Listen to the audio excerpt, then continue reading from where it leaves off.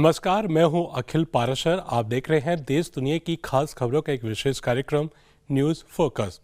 चलिए सबसे पहले नजर डालते हैं इस हफ्ते की खास खबरों पर। शंघाई की वीजा फ्री नीति से यात्री यातायात में वृद्धि। चीन की जीरो टैरिफ नीति अफ्रीका के लिए एक गेम चेंजर। ऑस्ट्रेलिया में अंडर 16 बच्चों के लिए सोशल मीडिया पर बैन। अब समाचार विस्तार से।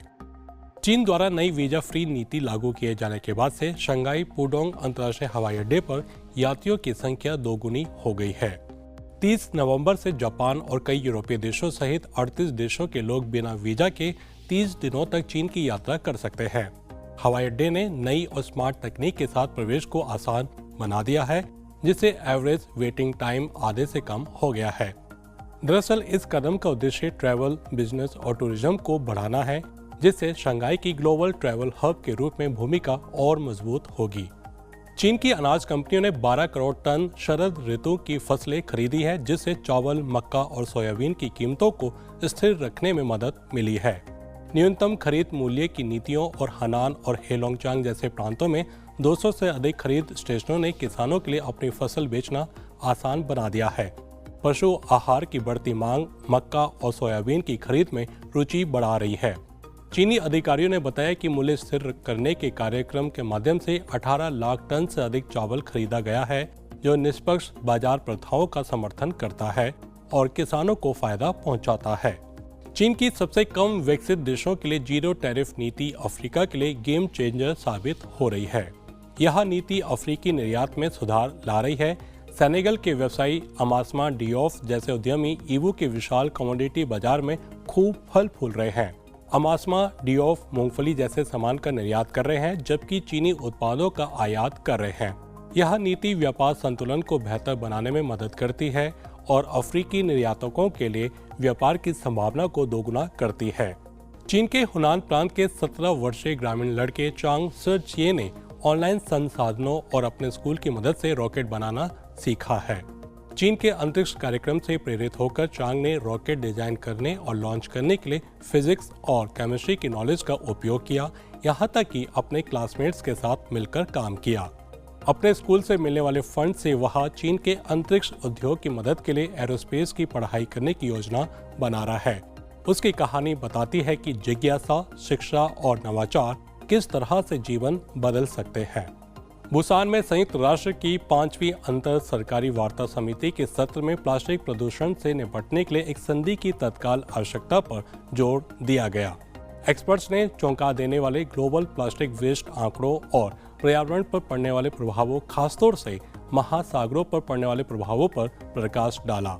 1400 से अधिक प्रतिनिधियों की उपस्थिति में महत्वाकांक्षी उपायों के आह्वान का उद्देश्य 2024 तक संधि को अंतिम रूप देना है, जो वैश्विक पर्यावरण संरक्षण प्रयासों में एक महत्वपूर्ण कदम है। चीन केनिया सहयोग से बना केनिया का मोम्बासा पोर्ट क्षेत्रीय लॉजिस्टिक्स और ट्रेड में क्रांति ला रहा है। Kipevu oil terminal fuel supply chain में सुधार करता है, जबकि बेहतर रेल कनेक्शन समुद्री और अंतर्देशीय परिवहन को जोड़ता है। ये सुधार और तरक्की केनिया की अर्थव्यवस्था को मजबूत करती है, पूर्वी अफ्रीका के ट्रेड नेटवर्क को बढ़ावा देती है और क्षेत्रीय विकास और कनेक्टिविटी को बढ़ावा देने में बहुपक्षीय सहयोग के लाभों को उजागर करती है। ऑस्ट्रेलिया में एक नया कानून आया है जो 16 साल से कम उम्र के बच्चों के लिए सोशल मीडिया पर बैन लगाता है। इस कानून का उद्देश्य युवाओं के मेंटल हेल्थ की रक्षा करना है। हालांकि यह सवाल उठाता है कि इसे कितनी अच्छी तरह लागू किया जा सकता है और क्या यह वास्तव में काम करेगा। विश्लेषक लिज मिलर जैसे आलोचकों को चिंता है कि यह कानून किशोरों को इसके बजाय अनियमित प्लेटफॉर्म जैसे डार्क वेब की ओर धकेल सकता है। यह कानून ऑनलाइन हानिकारक कंटेंट के बारे में बड़ी चिंताओं को भी उजागर करता है और युवाओं के लिए इंटरनेट को सुरक्षित रखने की चुनौती को दर्शाता है, जबकि उन्हें प्रभावी ढंग से इससे जुड़ने की अनुमति देता है। तो ये थी इस हफ्ते की अहम खबरें। अब चलते हैं हमारे एक स्पेशल सेगमेंट न्यूज स्टोरी की तरफ। हाल ही में अमेरिका की मशहूर पत्रिका न्यूज़वीक को दिए इंटरव्यू में भारत के प्रधानमंत्री नरेंद्र मोदी ने चीन के साथ भारत के संबंधों के साथ साथ भारत की विदेश नीति की रूपरेखा पर बात की, जिसमें इस बात पर जोर दिया गया कि यह चीन विरोधी नहीं है, जिससे दोनों देशों के रिश्तों को एक नए मुकाम पर ले जाने का समय आ गया है, जिससे एशियाई सदी की शुरुआत हो सकती है। प्रधानमंत्री नरेंद्र मोदी ने तीसरी बार सत्ता में आने के बाद चीन के साथ संबंध सुधारने का स्पष्ट संकेत दिए थे।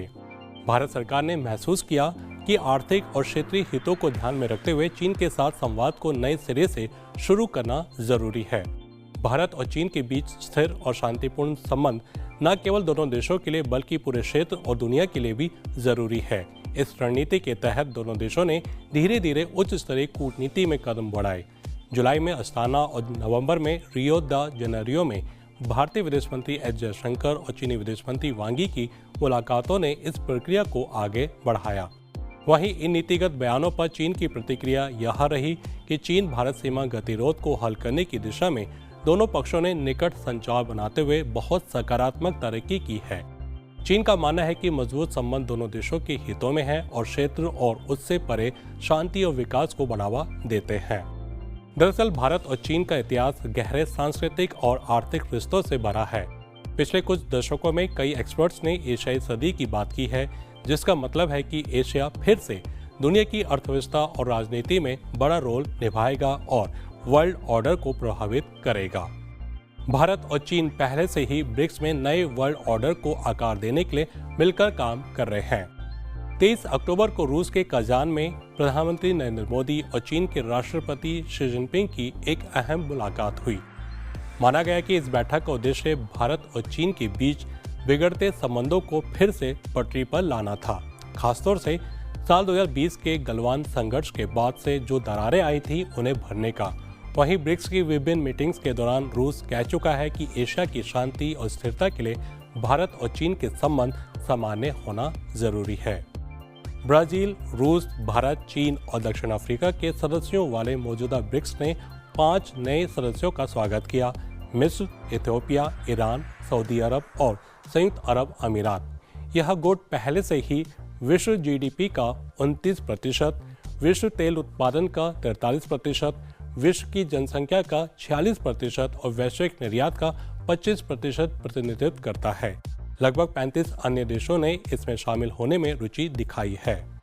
अगर हम इसे और विस्तार से देखें तो पाएंगे कि ब्रिक्स की लोकप्रियता एक नए वर्ल्ड ऑर्डर की नींव रखने के लिए दृष्टिकोण से प्रेरित है।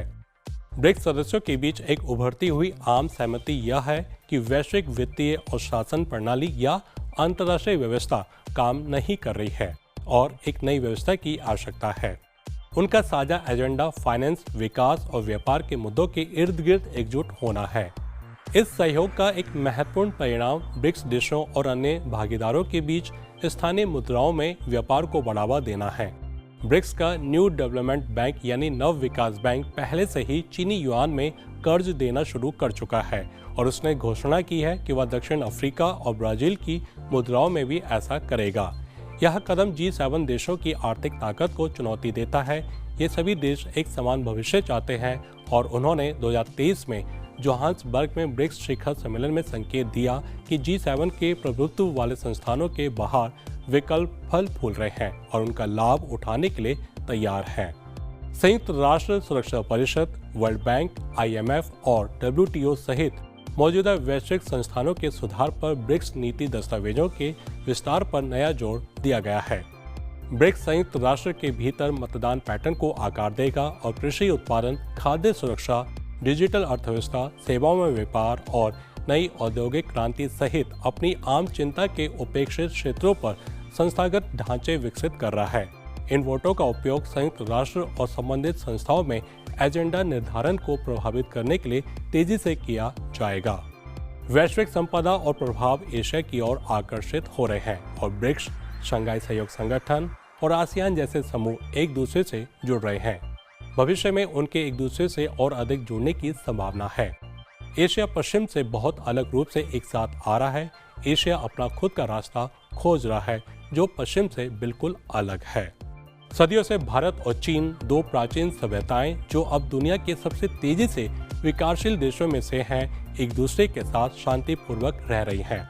एशियाई सदी को पश्चिमी नजरिए से नहीं बल्कि इन दोनों प्राचीन सभ्यताओं की दृष्टि से देखना चाहिए। यह सदी एशिया का समय है जहां समानता और विकास की नई कहानी लिखी जाएगी। तो ये था आज का खास कार्यक्रम न्यूज़ फोकस। अभी इजाजत दीजिए, अगले हफ्ते फिर मिलेंगे इसी समय। नमस्ते।